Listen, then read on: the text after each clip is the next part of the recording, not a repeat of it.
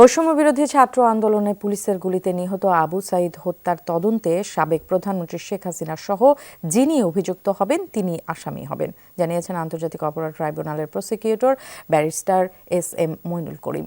দ্রুত অভিযোগ তদন্ত শেষে প্রতিবেদন, মামলা রুজু, গ্রেফতার কার্যক্রম শুরুর কথাও জানিয়েছে তারা। এজন্য রংপুরে তদন্ত কার্যক্রম করেছে আন্তর্জাতিক অপরাধ ট্রাইব্যুনালের তদন্ত দল।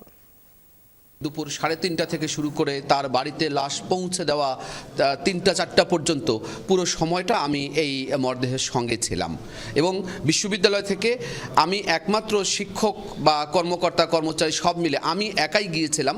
সে কারণেই আমাকে জিজ্ঞাসাবাদ করা হচ্ছে।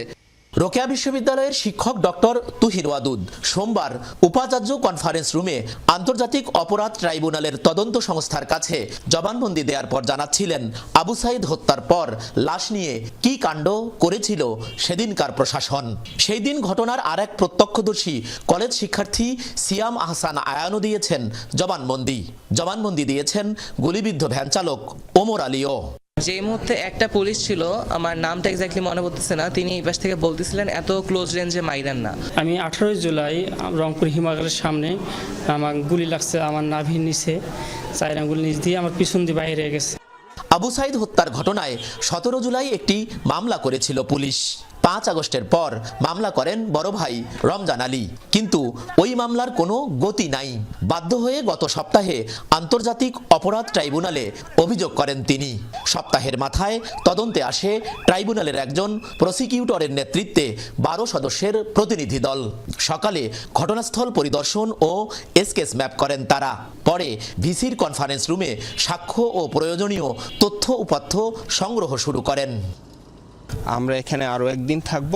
আবু সাঈদ সহ যারা এখানে শহীদ হয়েছে তাদের এই ঘটনাগুলো আমরা তদন্ত করে সত্যতা যাচাই করে তথ্য উপাত্ত সংগ্রহ করে আমরা এখান থেকে যাব। অপরাধ ট্রাইব্যুনালের কাছে এই মামলার পরোক্ষ এবং প্রত্যক্ষ দোষীদের বিচার দাবি করেছেন বাদী, বিশ্ববিদ্যালয় কর্তৃপক্ষ ও শিক্ষার্থীরা। সাবেক প্রধানমন্ত্রীর বিচারও চান তারা।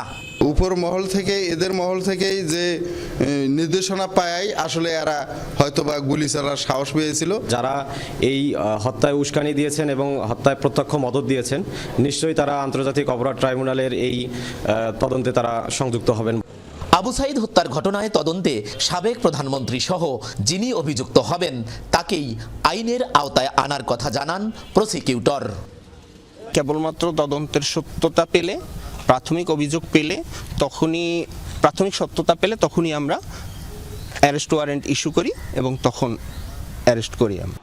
16 জুলাই রোকেয়া বিশ্ববিদ্যালয়ের 1 নং গেটের সামনে পুলিশের গুলিতে নিহত হয় ইংরেজি বিভাগের শিক্ষার্থী আবু সাঈদ। এরপর 5 আগস্ট পদত্যাগ করে ভারতে যান সাবেক প্রধানমন্ত্রী শেখ হাসিনা। সরকার মাঝারুল মান্নান, যমুনা নিউজ, রংপুর। এখন তো জীবাণুদের থেকে বাঁচালে সারাদিন কে বাঁচাবে? ডেটল বাঁচাবে। ডেটল দেয় জীবাণুর বিরুদ্ধে 12 ঘন্টার সুরক্ষা বলয়। সুরক্ষার বিশ্বাস থাকুক দিনভর।